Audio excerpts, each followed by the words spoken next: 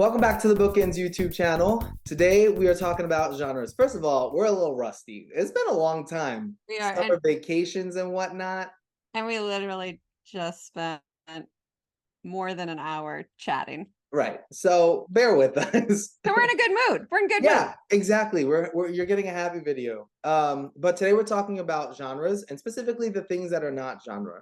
So genres are probably something everybody knows what they are, but they're a classification of the books based on common tropes or themes or elements found in those stories. And I'm sure you all know what genre you're writing in, but I'm actually not sure now that I say that.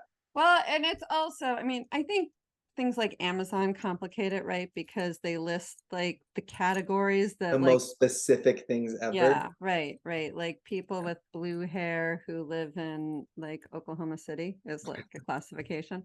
It's not really, I don't think it is. No, But it's not. anyway, but there is a method to the genre that goes to bookstores, which is the classification system that publishers have to use when classifying books so that booksellers and readers obviously can help find them. And the first thing, the top of the list on those is the genre. And for me, back when bookstores were popular, I always said it's the way that like when you go to like a Barnes and Noble, it's the signs. Yeah, I was just gonna say that. I think about going to a bookstore because online they have the space, so to speak, to break things down as much as they want. But think of genre as how it would be shelved in a bookstore or a library. Mm-hmm. Um, so there are a few things that we want to go through and things that are not genres. And the first of them is age range. And working on the kidlit side, I hear this quite a bit. Like, oh, I write middle grade. Write middle grade what? Do you write middle grade horror, middle grade, fantasy, middle grade contemporary stories? Age range is not a genre. Yeah, think Picture books, about this. Like very few authors, if you ask what they write, would say adult right? and end there. Exactly. Yeah. So adult, YA or young adult, MG or middle grade, picture books, not genres. Those are formats and age groupings. But I have to tell you, James, that until we started doing videos, I never thought of that on a real conscious level. I mean, I haven't done children's books other than some YA, but when you started talking about that a few years ago about it being age range, it was a real switch for me. So for those viewers who've always thought of YA, for example, as a genre, you're not alone. Yeah, and I think it's easier too with the older stuff. So when you think of YA, somebody might read YA fantasy, but not everybody who reads YA will read like sci-fi or fantasy. Right. And I think it's harder to clarify that for picture books because when you think of picture books, you don't think of, oh, I'm reading a fantasy picture book or I'm reading you don't think of that. Picture books are usually broken down fiction and nonfiction. But if you look hard enough, there are fantasy picture books. There are horror picture books. There are mysteries. Yeah, there are mysteries. And I think when you look close enough, you will find them. But for picture books specifically, it's usually almost used as a genre classification. Yeah. Really, it's not. I will say for the picture book side of things, it's usually broken down fiction and nonfiction. Yeah. Just easier. But there's a lot of reasons to have the genre. So, not every YA agent, editor, reader reads all YA. They like a genre just like we do as adult readers. I tend to gravitate towards reading the kinds of books I represent: mysteries, thrillers, suspense, upmarket fiction, women's fiction, those kinds of things. And YA readers are the same. Yeah, genres are a tool. They're trying to get something across. So when we think of a mystery, we usually think of, a crime that has been committed and a whodunit trying to figure it out. Like it's trying to convey what a reader will expect from that book. Yeah. And that's the whole process. Like you said, Jessica, it's for us as agents, but it's also for editors and then for marketers and booksellers and readers. Like you are telling them almost what to expect when they pick up that book. Yeah, and I think one of the problems with YA and middle grade, for example, being thought of as genre is when you're querying, you see that an agent does YA or middle grade and you just automatically query them. But you wouldn't do the same with adult agents. You would find out what genre they do in the adult category, and you should do the same with YA middle grade agents because not all of them are going to, well, not all of them do, not even are going to, not all of them will represent all genres within that age category. Yeah, I'm not a fantasy editor really, so it's not something that I would be seeking more of. So it's just worth reading. Other things that are not genre are themes, and we get this a lot, like a self-discovery or a coming of age or found family. Those are not genres. Those are descriptors that can help describe the book that you have written in a certain genre, but they don't tell anybody much about where that book is going to fit on a shelf or how that book is going to be sold to a reader. No, because found family could be any genre. It could be a mystery, it could be a romance, it could be upmarket fiction, it could be science fiction. All of Yeah. those could have found. I suppose you could argue, well, I don't even think you have to argue. Star Wars is found family. Yeah. Friends would be found family, but Yes. it's a sitcom. Like it would Yeah. have to be described as a sitcom because saying it's a drama is not true. Right, right.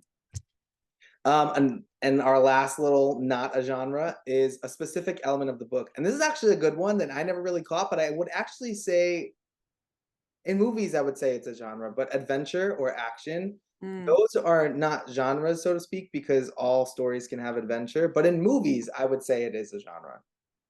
Yeah, I think you're probably right. But Yeah. in books, and I didn't think of this, so shout out to Madison for pointing this out. But in books, like most fantasies are adventurous. They do have an adventure to them, but they wouldn't be shelved under adventure. Yeah, and I would say suspense. Yeah. To, have adventure. Yeah. So Maybe. shout out to Madison. Yeah. Okay, so the note that we want to leave you off with is that this is not a short one though, once we get going on this one. No, sorry. Your book cannot be every genre. It has to be one or some combination of two. It cannot be. But you every cannot, genre. if it's some combination of two, do not say it's both those things. It has to fit on a bookshelf somewhere. And so you can't say it's a romance and a mystery because I don't know what bookshelf the bookstore is going to shelve it on them. Right. So that's where the subgenres come in. So if you have written like a paranormal fantasy, you have written a fantasy, but the subgenre would be paranormal. And there are so many of those combinations, but try to think of the broadest. Yeah, like romance, I think is probably the most. They have paranormal yeah. romance, historical romance, rom-com, contemporary romance. There are others I'm sure I'm missing. And I think of that, and those are sort of subgenres, but it's within the romance genre.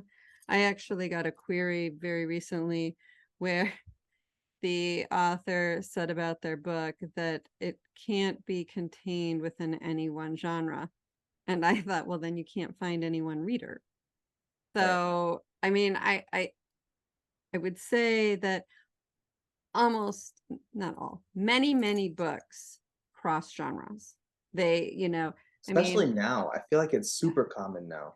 But I don't think cross genre is a genre. Don't describe your book as cross genre, and don't tell me it's for the YA and the adult audience. It's not. It might appeal to both audiences. I always say those, like that crossover, that age appeal crossover is not something that's often set out and done. It's something that just kind of happens due to readership and word of mouth. So I always try to caution against anybody thinking that they're writing crossover. Crossover is kind of a thing of its own. Yeah, and I think the same of genre crossover. Like, I mean, find me a book that, and okay, somebody will, but you know what I'm trying to say. Find me a book that doesn't have a romance in it. Almost all books have some level of romance, even if it's within an already married couple. Like romance exists in a lot of books, and mysteries exist in a lot of romances. But that doesn't make those books. There is a strong element within that specific genre that makes it that genre, and then there are other elements within it. Yeah, I mean, especially in YA, right? There was a huge love triangle craze, but the books were never shelved as romance. They were always shelved as like Katniss, Everdeen, Peeta, and whatever the other guy's name. That was still dystopian despite their romantic love triangle. Right. Because the broader story was a dystopian novel. Right. So know what your genre is, but I also think as a writer, you do have to know the audience you're writing to. It's very difficult to just write a book and not have an understanding of the expectations of the audience. And that's part of genre. Isn't just so you can pitch the right agents and we can sell the book. Genre also helps you shape the book. And if you decide your book is a romance, but you don't know the elements that romance readers expect, probably pretty likely you're not hitting the mark there. And what do you have to do? You have to read the books. You have to read the books. I'm sure people hate us saying that, but like I was sweating that I was going to get the answer wrong. no, you have to read more books. Got to read the books. Yeah. I don't think anybody can get a good sense of genre unless they read in that genre. Like, Yeah. especially because genres are always shifting and bending and changing, and like, you know, the whole rom-com craze that we're kind of still in has changed so many times since it started in like what 2019 was when it really started to kick Oh off. yeah, what is publishing now or selling now that's rom-com is not the same as rom-com was 5 years ago. No. The same is true as YA. I mean, I think that is the biggest switch. But when I first started eons ago in publishing, I thought a lot of the YA that was being published was flat out embarrassing. I mean, it was embarrassing, but it was very surface, talked down to the kids, never addressed issues. And so if those are the books you remember from YA and you're trying to write YA, then you are absolutely missing the mark in today's. And yet you don't know what can be sold. Yeah. It's not even that you don't know what readers want, but like, can it be sold? If you're writing that something that outdated, it's not going to sell. No, and we get things, a lot of really outdated things. Especially in like mystery thriller. How many of those outdated books, and it's hard to quite pin down what exactly is outdated because there's always a fresh take on something, but I don't know, you know it when you see it. Like, I know exactly what happens. I'm going to tell you what happens. It's writers of mystery, suspense, and thriller who are reading the top authors. So they might be reading Harlan Coben, they might be reading, I don't know, I'm just going to say James Patterson. But the problem is those are not current writers. They were current when they were first published, and now people are reading them because they're tried and true, but those aren't the new books people are buying. Right. So you need to read an author that is just selling now, selling those first books now, not somebody who is relying on a series character that they created 10 years ago. Right. So that's what's happening is we're getting, my sense, we're getting these books that are trying to create series characters that were created 10 years ago. Exactly. We just really rambled on that one, didn't we? A little bit, but that was an astute diagnosis. So, hey, listen, folks, it's like 4 p.m. I think we did a really good job by this topic. We are not afternoon people. No, we're early morning people. And I think this topic, we did a good job. We did. I don't know that we would have done a better job at 11 a.m. No. We would have been grumpy, so we were happy. That's pre-lunch.